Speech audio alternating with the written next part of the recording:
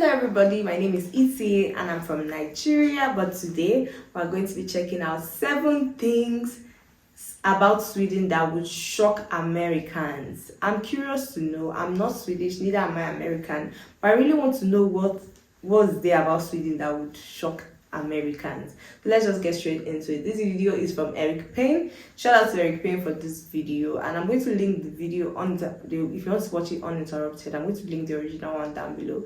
So before then, just give me a like and let's just get into this one. It's 5,000 miles in between Sweden and Oklahoma, right smack dab in the middle of the US where I'm from, and after living here in Stockholm for half a year, I have a very long list of things that Swedes do that would probably shock a lot of Americans. But for this video, I'll start with 7.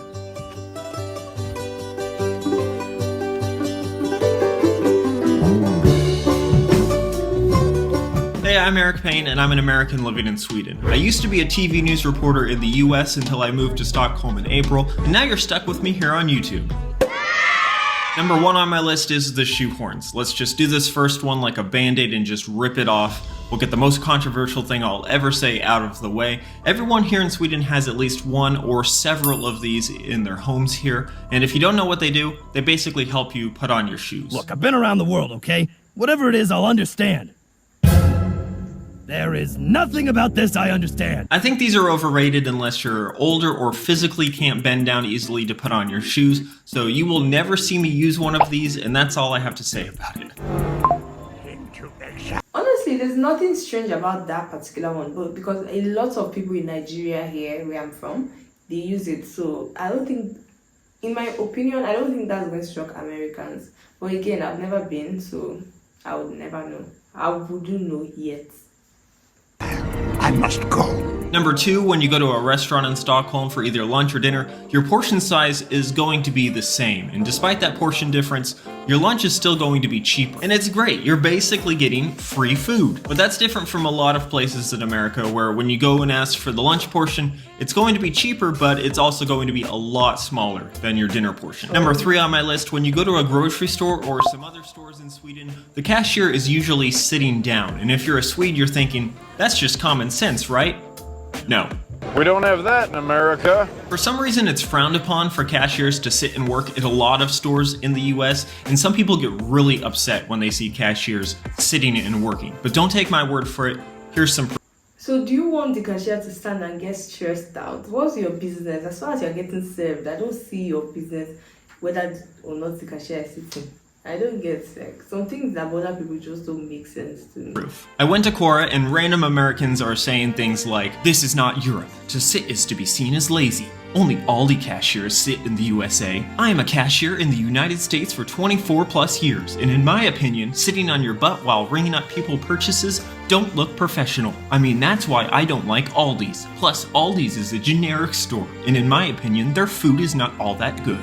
And also my personal favorite, because other countries are lazy and not in the shape, health-wise, as we are. And that one's especially stupid because according to the Bloomberg Global Health Index, the US is the 35th healthiest country in the world. That's behind Sweden and also pretty much every single European country. Sweden is ranked 6th, by the way. Alright, number 4 on the list, there are a ton of parents walking around with strollers here in Sweden. We need to talk! About the BABEE. A big part of that is because everything is super walkable here in Sweden, but it's also a really big part of the culture that both of the parents are generally really involved in kids' lives. You can also see that with the really generous paid maternity and paternity leave that's mandated by the government, and all the companies are pretty accepting of it as well. Let's talk about the weather here in Sweden. There's a really popular phrase that's, there is no bad weather, only bad clothes.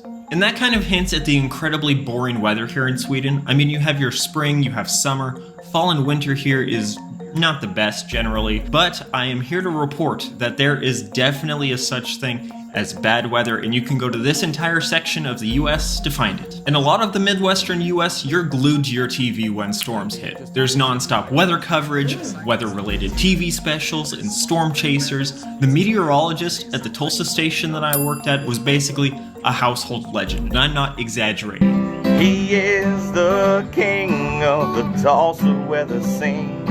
We call him Travis Meyer. There's Travis Meyer memes like this one, and then there's one that was made into stickers, and then there was this one, and it doesn't even stop there because one business sold these Travis Meyer candles. So people take their storm season weather very seriously in parts of the US like in Oklahoma, and since I moved to Sweden, I have not had to look at my weather radar once. Well, what are you waiting for? I don't know, something amazing, I guess. Number 6 on my list of things in Sweden that would be a culture shock to Americans: Swedes love queues. When you're at a lot of stores here in Stockholm, odds are there's probably a queue unless it's... And I like that the people in Europe really love the queue culture and they really take it seriously. It's a grocery store or another small shop. So even if there's nobody else in the store, you should probably be prepared to pull a number from a machine and wait until an employee rings up your number. And finally, if you live closer to the equator and have a somewhat normal amount of sunlight at nighttime across the year, then you're going to be pretty shocked when you're here in Sweden. Winter is pretty rough. December 21st is the shortest day here. It has only 6 hours of sunlight, but when you get to the summer here in Sweden, it's great. It's almost never dark. On June 21st, the longest day, there's more than 18 hours of sunlight. No, it's nice. I think this might be it. Wow, hey, look you guys, the sun's rising. Okay, that was it, guys. Thank you. Shout out to Payne for this list. Now we know the things that you experience in Sweden that are not really common in America. If you have more to add, let us know in the comments. If you enjoyed this video, give me a thumbs up. If you're yet to subscribe, do that right away, and I'll see you in my next video. Bye.